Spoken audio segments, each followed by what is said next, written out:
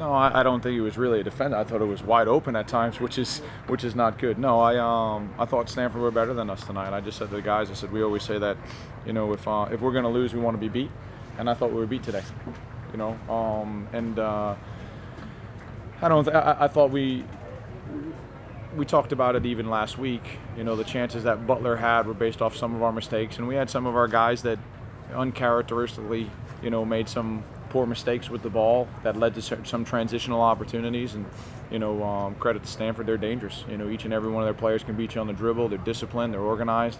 You know, I don't want to discredit, you know, my group and say they outworked us, because I think our guys worked extremely hard. They were just better tonight, and that's all I can really say.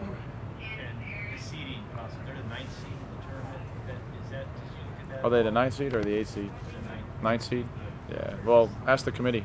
I said it when it came out. I mean, you know, they're the Pac-12 champions. It has nothing to do. We would have had to play them in the Final Four. And to be honest with you, we lost in the finals last year. It doesn't feel any different than losing in the quarterfinals. It's still a loss, and only one team ends the season with a win. And unfortunately, it's not going to be Wake Forest this year. But I just told the guys, we can look at this game as many times as we want, but at the same time, this game doesn't define this team and this group.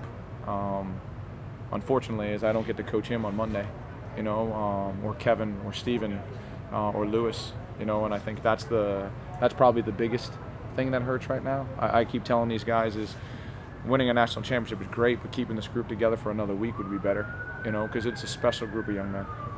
Johnny, what were they doing on the passing lanes? They closed pretty well.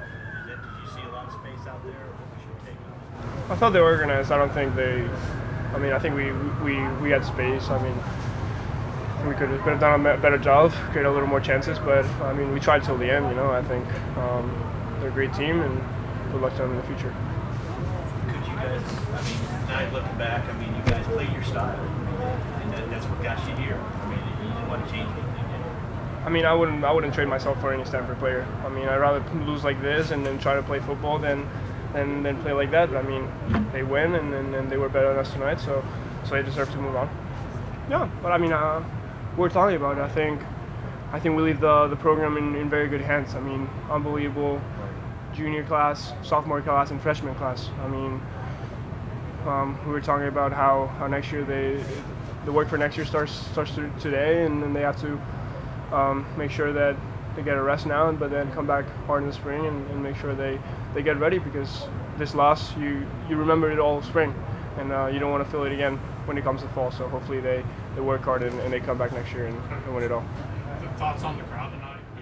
It's unbelievable. It's unbelievable. And I kept saying it on the sideline, whatever the result was, I thought they deserved a goal, you know, especially towards the hill. And these guys worked to the end. You know, the result didn't go the way we wanted, but, you know, they fought right to the end. They kept their discipline, you know what I mean, where, you know, maybe situations in the game weren't going the way you want, you know, and they kept their discipline, you know, and I thought I was proud of that. With, you know, if it's with the official, with the opponent, whatever it may be, you know, there's a lot of emotion that goes into these type of games. But the crowd was unbelievable, and they deserve more here tonight. But they've been incredible all year. So my apologies, you know, to the crowd and the fans that got turned away. My apologies to them as well. It's we let them down, but at the same time, hopefully they saw a group that worked extremely hard for them. Bobby, what excites you about the future, looking ahead to next year? I don't. I mean, John, we just lost 2-0 in a quarterfinal game, and the future is we're going to be a total different team. Last year we lost 3 first-team All-Americans in the final, and we didn't talk about the future immediately. The future is bright, but if we returned everybody, if we didn't return anybody, I'm going to say the future is bright. This is Wake Forest. We're expected to win. You know, my job is to win and try to find ways to win. And fortunately here at Wake Forest, we want to win playing a certain brand that there's years and years of teams in the past that expect us to play, and we enjoy playing it.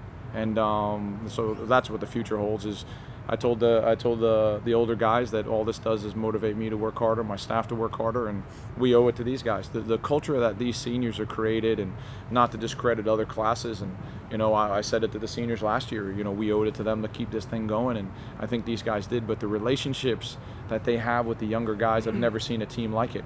The emotion you saw, how often at the end of a season, the way we lost, you see freshmen bawling on the middle of the field more than seniors.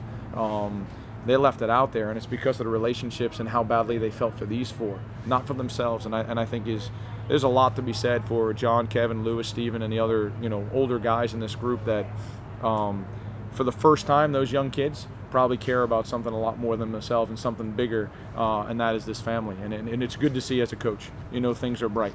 And coaching him, I know you're going to miss that. What makes he's one finishing out with the best careers? John Bakero is the best player in college soccer.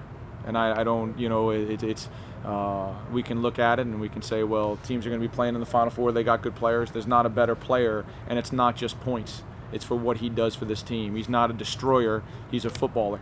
You know what I mean? And I think any MLS team is going to be lucky to have him, just the same way I was. But he's so hungry and he wants to get better, and he makes everyone around him better.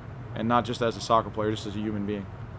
He's driving around campus on Friday in a golf cart, giving out tickets, giving kids rides to classes, you know what I mean? And here's the best player in college soccer. How many best players in basketball, best players in football, any sport, you know what I mean? Where everybody's telling you how good you are, but you're staying humble, grounded, and trying to give back as much as you can to the community, this campus, and to our program.